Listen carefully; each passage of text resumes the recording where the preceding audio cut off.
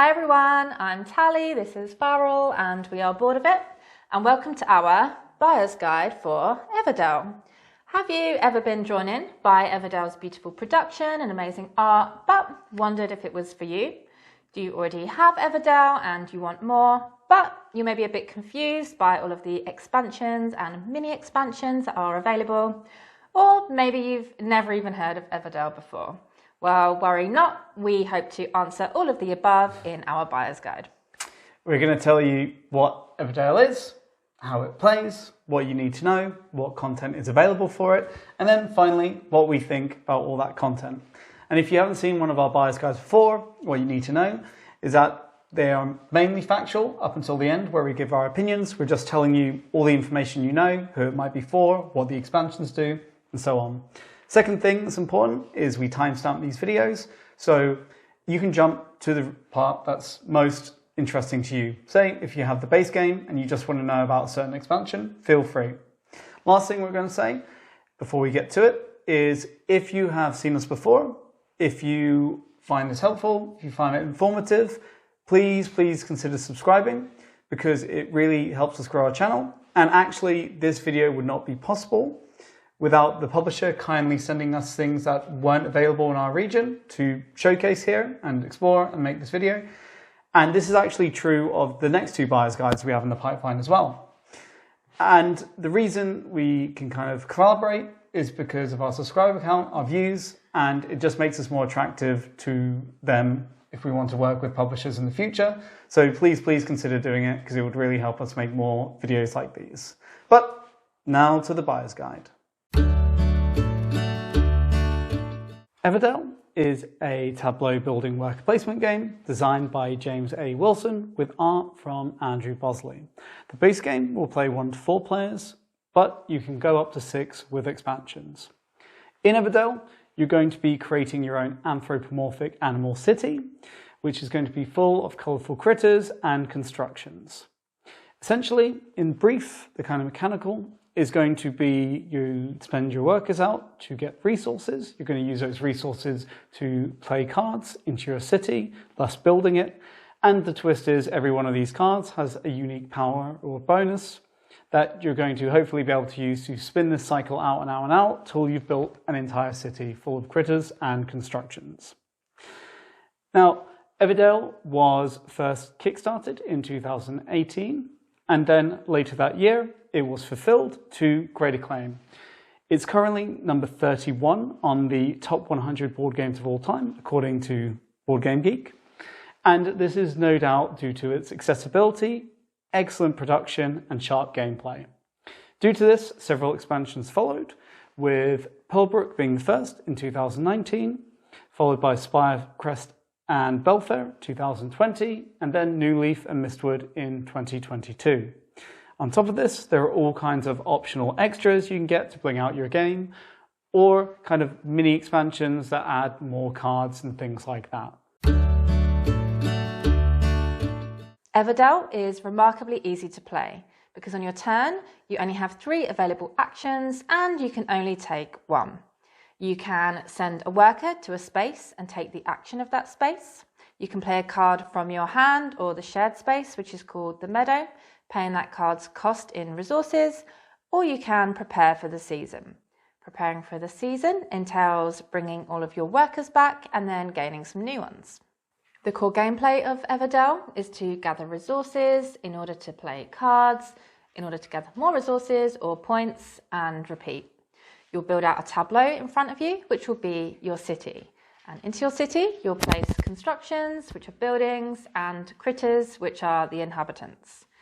Each card will have a special power when played, which might be ongoing, instant, endgame, or provide new worker placement spaces.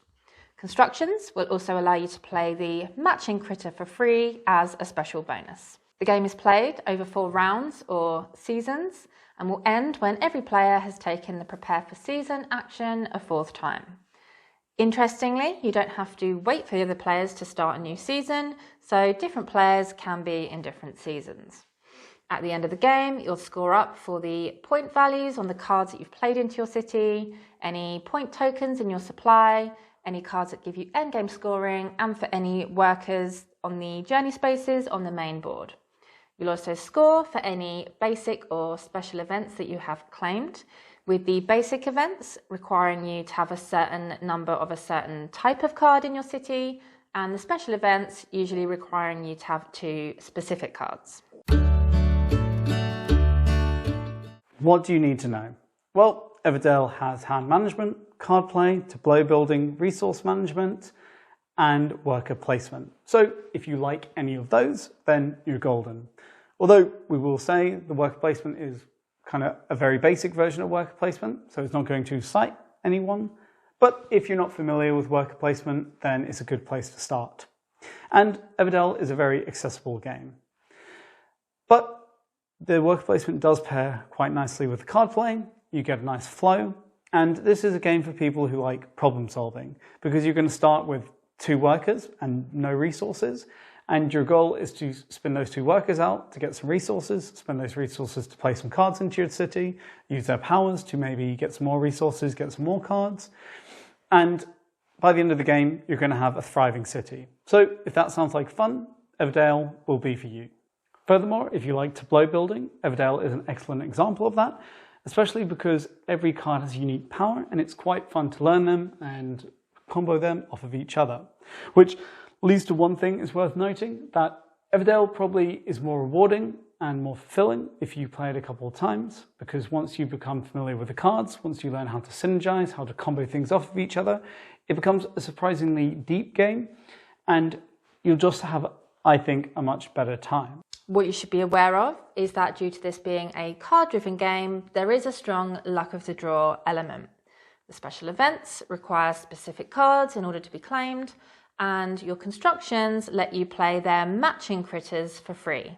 However, this is a little at odds with the large deck, as it's all too common that you won't see the cards needed to claim the special events, or the critters needed that match your constructions. Clearly, this may bother those who want a completely luck-free experience, and may still cause frustration to even those who aren't so bothered. In addition, and whilst not necessary to enjoy Everdell, the game and how you play it will be improved and become more rewarding the more familiar you get with the deck. This obviously requires a time investment and will put a new player at the table against seasoned Everdell players at a disadvantage. It's also fairly uninteractive, with the only interaction being taking the worker placement spaces or cards other players may want, if that's an element that bothers you. Of course, the base game, but since we've already covered that, we'll move on to the big expansions. And it's worth noting when we start describing what's in these expansions and what they do, that because all these expansions tend to have a kind of new board that attaches to the main board, they're all going to have kind of new, unique worker meeples in the shape of different animals. They're all going to have forest space cards. They're all going to have special event cards. We're not going to mention that because we mentioned it here. So just take it as read, those are in there. And when it comes to all these expansions, generally you're not supposed to add them all together because some of the rules in some of them will contradict things that the other ones add. So it's generally best to have the base game and kind of one of the expansions, one of the big expansions and the sideboard, and just use the mechanisms that that sideboard brings into the game. And you can add some low-level stuff from the other games, such as basic events they introduce, special events, and maybe a few other bits and pieces. But on the whole, you're only going to kind of want 1, maybe 2 expansions at a time, not all of them.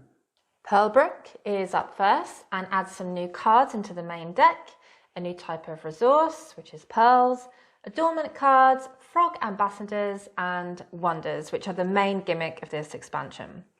Pearls are a hard to obtain resource and are mainly gained by sending your frog ambassador to the Pearlbrook board in order to trade for them. They can then be spent on adornment cards, which get you a small bonus when bought and endgame scoring, or on the wonders, which cost a lot of resources, but they do get you some big points. When the wonders are in play, the basic events are removed from the game, and thus this expansion does change the feel and focus of Everdell. Next up, you have Bellfaire, which could be pithily described as more Everdell. This is the kind of expansion you get if you've played Everdell a few times, you know you like it, and you just kind of want more without adding any more complexity to the rules. Because everything in here is kind of staying in the confines of the rules. You're going to get a new player board, you're going to get a new kind of board which attaches to the main board. It's going to have a few extra worker placement spaces with some interesting mechanisms. There's a shared marketplace where you can give and trade stuff. You're going to get unique player powers. So every player will get a little power, which makes the game more asymmetric. You're going to get a new basic event. You're going to get some new endgame scoring type things that players are going to compete for, some new cards.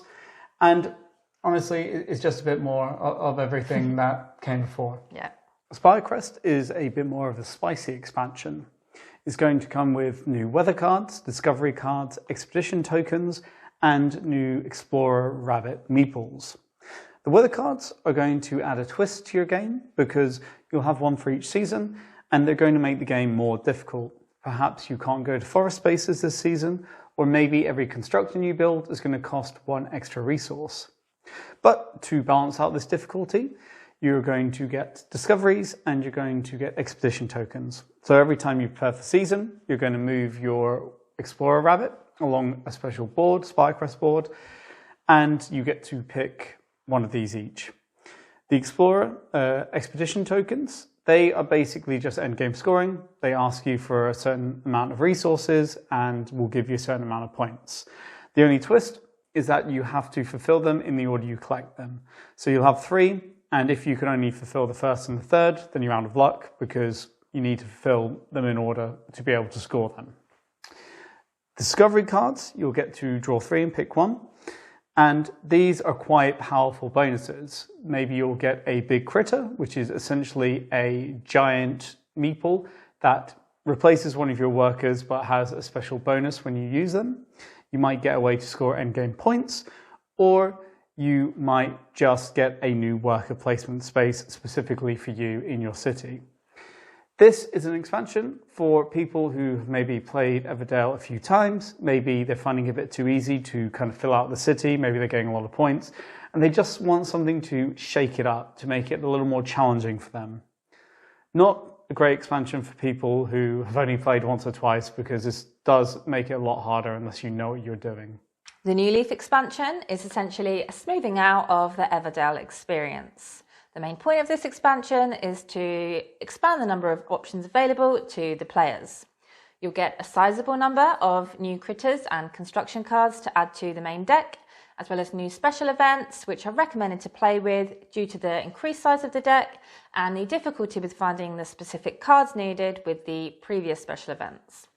The new board is essentially an expansion of the meadow, with the added bonus that if you play a card from the station, you also get the reward next to it. You can also take visitor cards from the station, which essentially get you endgame points if you meet their requirements. And you also have the option now to play with train ticket tokens, which you can use twice throughout the game, and they allow you to move one of your workers to a new location, as well as reservation tokens, which allow you to reserve cards and then play them for a little bit cheaper. Mistwood is the final big expansion and is essentially for solo players or those looking to fill out 2-player games. It comes with an automated opponent, we would assume designed to alleviate some of the complaints about the original solo variant and make it feel more like classic Everdell. You really do get a lot of content for the automated opponent, from varying difficulty levels to 3 separate modules that shake up how Nightweave, the opponent, plays. You also get some new cards which can be thrown in at any player count, including some unique farm cards to replace the standard ones, legend cards and current Everdell cards, all of which shake up base Everdell in interesting ways. You should be aware there is a standard edition of base Everdell and a collector's edition, which contains metal coins, meeples for Rogwart, the solo bot, upgraded die, and 2 mini expansions of cards. And there are also 2 different versions of Pearlbrook and Spirecrest, because they also have a kind of original edition and a collector's edition. The collector's edition has more things, but now they only produce the collector's edition, which has been relabeled as the second edition of both of these expansions. So if you're going to buy them, just watch out that you're getting the second edition because it has all the content. But if you have the original versions of these expansions or the standard base game, there are kind of upgrade packs you can buy from the publisher and maybe other places that will bridge that gap and give you that missing content. And these are called Trailblazer, Freshwater and Glimmer Gold. Then there are some optional extras to bling out your game of Everdell, which of course aren't necessary for gameplay, but are quite nice to have. As ever, there are some really nice metal coins, but even more exciting than that is the deluxe painted wooden Evertree to replace the cardboard one, so you no longer have to worry about ripping or otherwise damaging it and worrying about spillages. There are also some wonderfully thematic resource holders, which are very terrific looking, very thematic, very cute, but they also stop the resources rolling around the board, which is a problem that we have certainly have. And if you're a sleever, you can also get some Everdell sleeves. So there's a sleeve for every card in the game, but there's also some sleeves that have artwork on the back. There's also this wonderful book all about Everdell called Tales from the Green Acorn.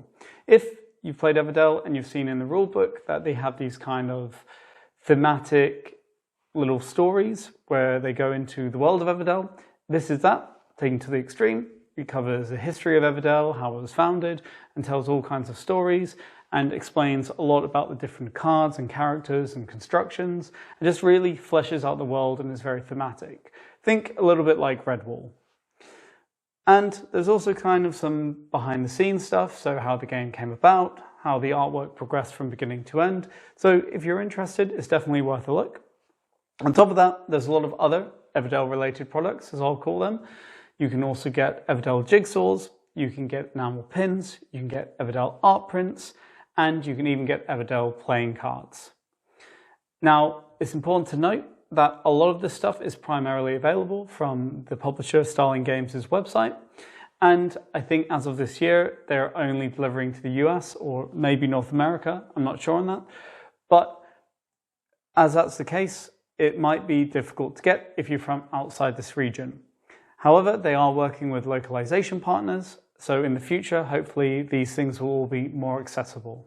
And now we come to the elephant in the room. And I say that because this thing is about the size of a baby elephant, the Everdell big old box of storage. This is obviously a storage box for everything Everdell, and literally everything we've talked about today can go in this, aside from the what we'd call Everdell related products. So, you know, this book, the jigsaw puzzles, the things that aren't really game related. And there's a place for everything. It definitely speeds up setup, and if you're sick of having 5 or 6 Everdell boxes floating around, you want to, you know, speed up that setup because you're digging into all of them, this is definitely something you should look at. And even better, and to make it even more enticing a proposition, it comes with a bunch of little extras, which are some of the best kind of upgrade or improvement things you can get for Everdell. You're going to get a comprehensive rulebook covering everything. You're going to get a comprehensive reference guide covering every card that's ever been made and all those kinds of things. You're going to get wooden kind of Occupy tokens to upgrade those. You're going to get a comprehensive rulebook. And best of all, and potentially the best thing about Everdell that we've seen, is you're going to get meeple stickers for every meeple ever made for Everdell. And they are absolutely terrific.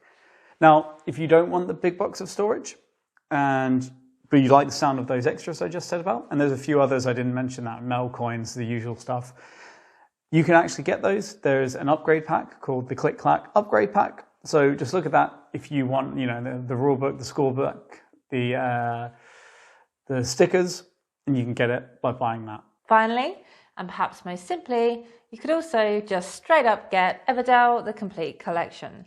It is, as it states, the complete collection of everything, and I think the only things it doesn't include are the card sleeves, the deluxe resource holders, and of course everything Everdell related, like the puzzles. So you'll get the base game, the expansions, the mini expansions, the wooden Evertree, the storage, and so on. Did I say finally? I lied. There's also my Lil Everdell, which is a more simplified version of the game aimed at children and families. It does a really terrific job of boiling down the core of the game into something that's more approachable for children. And we definitely think this is something worth looking at if you want to play a more modern board game with your children or set them off on their board gaming journey. Wow, that was a lot of content, right? Now we get to give our opinion on all of it. But before that, we just want to say, so before you hear our opinion, while the majority of this stuff we bought ourselves, the publisher did Starling Games. They did kindly provide us with Bellfaire expansion, the Pearlbrook expansion, the Wooden Evertree, the deluxe resource holder vessels, the book Tales from the Green Acorn, and my Lil Everdell, just so we could make this video, because some of this stuff was not available in our region. So just be aware that we did receive some of this content for free. The first thing I'll say about Everdell is that when we first got it a couple of years ago, I played it, I enjoyed it, had a good time. It didn't necessarily blow me away, but I did enjoy playing it. And we even got a few expansions. But then at one point I was like, do you know what? I feel like I've had enough of Everdell. I've seen it, I've played it, I've experienced it, and I wanted to sell it basically. But the issue was, at that point, I'd backed the 2 newest expansions and the big box of storage. So I was like, I can't really sell it because they're coming at some point. So stuck with it. And then when we played Newleaf, I was kind of reinvigorated by Everdell. I found myself really, really enjoying it. And I've really enjoyed the time we spent making this Spires Guide. We had to play it like every night for a week. Had to, multiple times. And I just really loved the hidden depth that I found. And I've had a great time and haven't got bored of it. I'm really glad we kept it, basically. Yeah. And Everdell is rather approachable and has really fantastic table presence. 2 key factors as to why it's number 31 on BGG's top 100. And we would also argue that a third factor is the gameplay. And whilst it's not the most exciting or innovative, the puzzle of comboing your cards, your powers, your resources is just so damn engaging. And whilst we won't dwell too much on the base game here, we would just like to say that it is a full recommendation from us, and it is going to be an evergreen in our collection. Moving on to the expansions, Pearlbrook, first up, and also least favourite. It's not necessarily a bad expansion, but it's definitely the only piece of Everdell content I've played that feels like it should only really be played with more players than 2. Because you have the wonders, and they're kind of now the central focus because they give you so many points. And, you know, you have a 25-point one and I think down to a 10-point one. So there's quite a bit of difference there. But if you have 2 players, there's a 25-point one and a 20-point one. Yeah. And you save resources on the 20-point one. What's the difference, right? Yeah, definitely. And I definitely found with Pearlbrook, I was pretty much just focused on getting to those wonders because they're so high value, because their basic events are no longer in the game. So it definitely feels more one-directional and like you're always just gathering resources to get those wonders, rather than the basic events where I think you just kind of score them if you meet it, but you're more focused on like your city and building up. So that's also something that maybe we enjoyed a little bit less. Yeah, I think like you say, it can become a little more variable in the base game. Because like, oh, I got 2 of these cards, maybe I'll go for that, I'll try and get one of those. Whereas here it's just like, must get pearls. Exactly, yeah. And there's the kind of new action spaces as well, right? Where you send your frog representative. Ambassador. See, I couldn't think of the word. But they're hidden before you reveal them, and if you have the right resources in place to do the action, then it can be very rewarding because they're kind of, I guess, quite interesting actions. But if you don't have it, then it's just tough luck, and then all you get is a pearl. So there's a little bit of randomness there as well. Yeah, and that's the thing. I find Pearlbrook added more randomness when that was already one of the biggest complaints about Everdell, the randomness. Yeah. But we will say that the adornment cards that come with it, they were quite good. They're a nice little thing because you have to spend a pearl to kind of fulfill them, but then you're taking it away from those wonders. So it does create this interesting kind of dilemma if you like early on in the game. Yeah. But then we'll go to Bellfaire next up. And I mean, this is a completely fine expansion. It just adds more stuff. It's very much one of those expansions that you get if you just really like the game. We'd probably almost never play without any of the stuff it has because it's kind of just so in the background. There's a new basic event. The market board is just like another space to get resources, but quite interesting. The Garland Award is another way to end game score, which doesn't affect the game in any way besides what you're doing. Yeah. I think the one thing we didn't like is the player powers because now they've had to make about 23 of them, one for every type of meeple. And I take this with a pinch of salt because I haven't played all of them, but they aren't particularly balanced. I would say they're not properly balanced, and also some of them are dependent on other players. So if you're playing a 2-player game, it's going to fall completely flat. And the problem isn't so much the powers, it's that you lose one of your workers if you play with them. And I don't think the powers are situational, and sometimes it's not going to be worth the loss of that worker. Definitely. It's going to be like an uphill struggle for not a lot of reward. And it's like a lot of powers in a lot of games where you'll have powers that people will be using every round multiple times and ones that will never get used. Yeah, I think I played with one that was something happened at the beginning of the game. I can't remember what it was. And then after that, it was dead. So yes, maybe I got like a small boost in the beginning. But then maybe you had something that was ongoing, and that can just be feel a bit frustrating in a way. Yeah. Do you want to take Spirecrest? Yeah, so Spirecrest is probably the one that kind of shakes up the game the most. It makes it a lot tougher because you have these kind of negative conditions that are changing every round that just makes it harder to gather resources or go to action spaces. So I think this is a really good one for people that have maybe played a lot of Everdell and you're just really looking to shake it up, because it definitely makes you think about the game in a different way, and you have to be a lot more savvy about how you get those resources. But the what they called like the expedition tiles that you gather, which provides a different way to end game score, which can get you really big points if you satisfy all the conditions, but you do have to be very careful that you satisfy them all, right? And it has to be in order of how you collected them.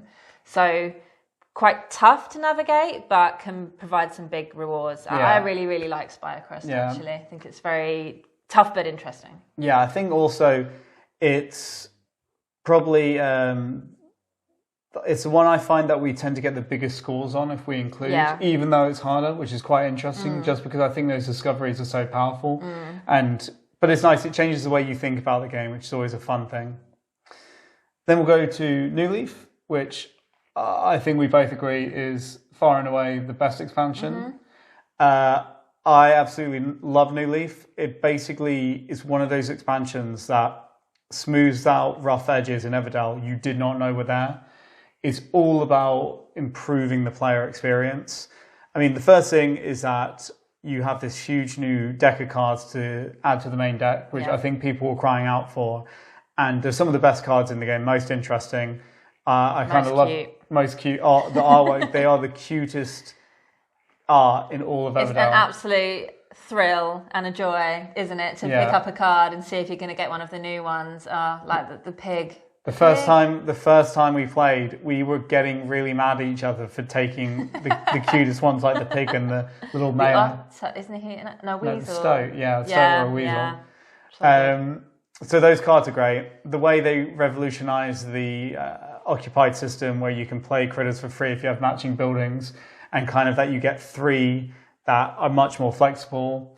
It's just all about kind of making it less luck-based and more flexible. You have the station board, which adds more cards, but works the same as the meadow. So then you have more choice, so you have more chance of seeing something you need. Despite the bigger deck, the fact that the visitor cards are... It's just like they're almost like personal basic events, really. I think they fit in really seamlessly. I really like that. It's one of my favourite additions. Great artwork, really funny, really thematic. I think they're the best endgame scoring edition out of, and every expansion's done it in some way or another. And again, it gives you more options, right? Because there's always 2 face up, and then you have to discard one of them. But you can always they kind of cycle a little bit, and you can just choose one that you think you're going to achieve the most, right? Exactly. I think it's just a really nice, it's like the simplest, easiest, most interesting edition in that way.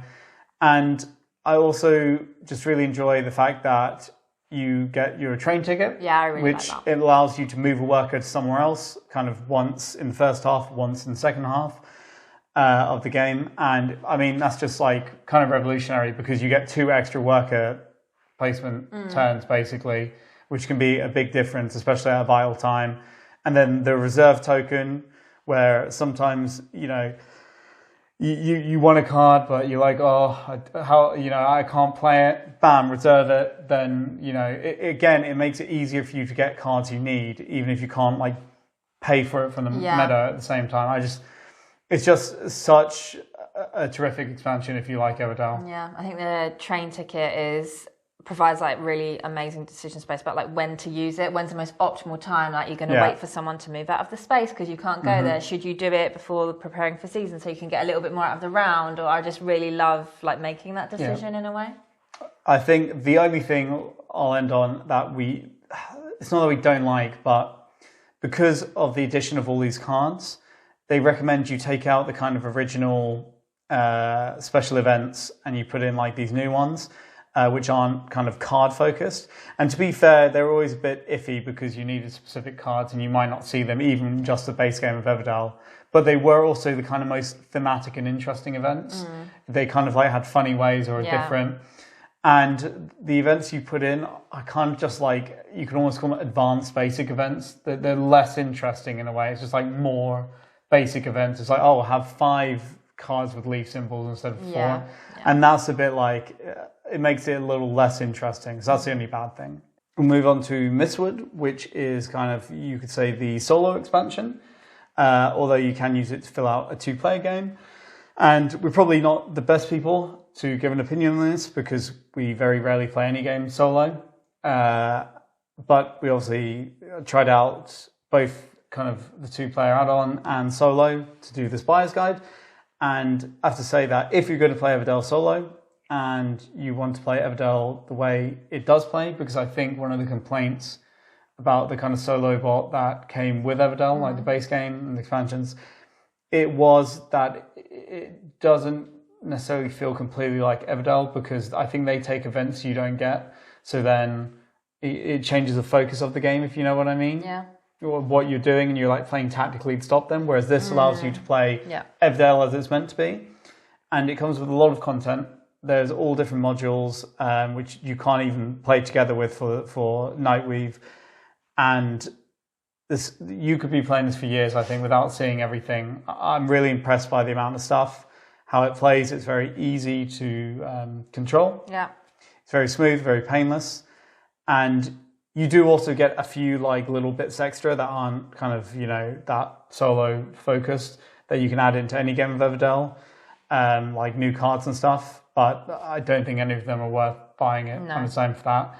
And we don't think it's worth buying it for 2 players if you want it to fill out a 2-player game. Because Everdell is a solitaire experience anyway, the best of times.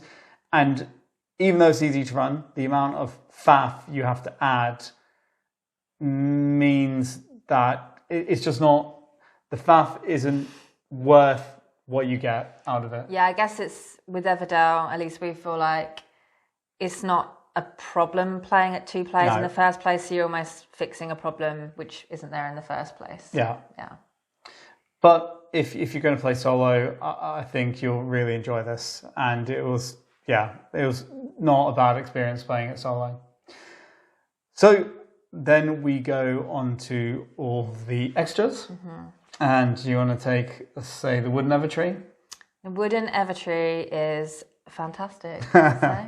There you go, done. Yeah, I mean, it looks great, but obviously it's nice to not have to worry about damaging it, because famously the Evertree is kind of tricky to put together. Yeah. Obviously, with it being made out of cardboard in the original one, every time you're taking the pieces off, you are going to kind of damage it a little bit, and obviously it's going to end up looking worse and worse, whereas the deluxe wooden one, it's going to stay looking really fresh, it's really stable, looks really nice. That's what I have to say about that. And deluxe But resource holders? Well, I just was obsessed with them. Yeah. Absolutely obsessed. I didn't know that we had them, and Farrell set the game up, and I sat down at the table and saw them. Oh my God, I love them. Obviously, they're not necessary. Anything like that is, nice to have. But as someone that does like the aesthetics, I think they're really beautiful, like great quality. And they do stop the resources rolling around the board, which can be a little bit annoying, to be fair. So it is a nice quality of life upgrade, I would say. I really like them, and I think they would be worth it. Yeah. I think we both also really appreciate the storage box, which, like you said earlier, we bought ourselves. But I think everything has a place, including even like the deluxe resource holders. And it just makes setup a lot easier, especially because you're probably dipping in and out of all these different expansions and cards. It just makes life so much easier if you are going to have Everdell and all the content. Yeah. And obviously, as I kind of alluded to when I was describing what's in it, what you get with it, the little extras, are almost essential, I think, for Everdell. The complete rulebook, the complete reference, the complete score sheet, and, of course, the meeple stickers. Oh, my goodness. When we first got them, I just, we spent a Saturday night stickering up everything. I was like, we're 230-somethings on a Saturday night. Yeah, don't tell them, right? Sticking. Could have passed it younger. Meeple stickers. I said 30-somethings. It's okay. Onto little meeples. And I was like, I could not be happier. It was a great night. Yeah. It's so cute. Like, it really, for me, like, it's a superficial thing, but it really enriches it because it's just so adorable and just brings them to life. Yeah. Not usually a fan of like stickers and everything like that, but they're like brilliantly well done. No. For my part, like I probably knew they were coming. I didn't really pay any attention. I'm like, I don't really care if stickers, like whatever. And then honestly, I opened the box when it arrived and I saw them and I just text Hallie immediately a photo of them. And I was like, look at this pig. And just stuff like that. We've named them all pretty much, we have. haven't we? Yeah. Sir Pigsley. No, it was Sir Godfrey and Mr. Pigsley. Henry. Yeah. Snail. Henry the Snail. Don't know why. Just looked like a Henry. He's a Henry. So yeah. So we definitely, obviously, we really like the big box of storage. And moving on to the kind of Tales from the Green Acorn. It's kind of nice. It's very much more of what you might have seen in the rulebooks, the stories. I definitely enjoyed reading it. It's quite humorous. And there's, I mean, if you kind of really like reading the kind of Redwall stuff, then it's going to give you all of that, except probably more happy. Less death, right? Yeah, exactly. And some interesting stuff like behind the design of the game and art and some extra stuff like that. I would say that I think it's not like the greatest writing. I mean, I guess, it's not amazing. It's not going to be on the bestseller list, I think, but it was good fun to read for sure, especially if you really like Everdell. And it's probably something that's perfect to like read to your kids at night, I think. Like, is that kind of like thing that would be quite fun, and it's all like bite-sized, and so that's good. And then we will end with My Little Everdell, which I think we're both pleasantly surprised by. Obviously, it's not for us, but we were still able to have fun with it. Yeah, it's quite tense actually. It's got quite competitive for a game aimed at children, but that is just us. We'll turn anything into a competition. Yeah. But no, it's very cute. Embodies the feel of the game in how you kind of turn resources into critters and constructions and a bit of engine building. But obviously it's just much more simplified. But we do think that would maybe shine a little bit more with more players, because one of the mechanisms is to gain parades, and basically the first person that takes one will get more points, and then they diminish the more people take those parade tiles of each type. So obviously with 2 players, the race is not that much there. You're losing out on 1 point if you get there second, and you can only have 1 of each type in a game. So it's not like you can even race to get more of them. So maybe just a consideration. But I mean, if you're playing with kids, it's not. Yeah, I guess as well, it is kind of one of these things where it is the type of game you probably will play with a family. So likely like a mother, father, child kind of thing. So then it probably doesn't matter that much. But yeah, I think that was the only thing. But I mean, it's a great way to, I think, introduce children, families to modern board games. It distills what Everdell does really nicely, and it was a pleasant surprise for sure. Yep. So that was everything Everdell. It's been a long journey, I'm sure. But obviously really enjoyed talking about it. And we just want to say thanks to Starling Games for sending us the stuff that we needed to complete this. And want to thank you for watching. We really hope it was helpful and hope it's kind of unweaved some of the mysteries of Everdell. And again, would please just like to ask that if you found this helpful or interesting, please consider subscribing, because it will allow us to do more of these, because it will become more attractive to publishers. And they will help us out kind of filling in these gaps. Mm-hmm. Yeah, we've got some other buyer's guides coming up as well, haven't we? And only, again, possible. Yes. Because we're able to complete the collections from the publishers. So, yeah, but subscriptions appreciated. Yeah, of course. If you have any questions, obviously ask us. And most importantly, just thanks for watching. And we'll see you for our next buyer's guide soon. See ya. Bye.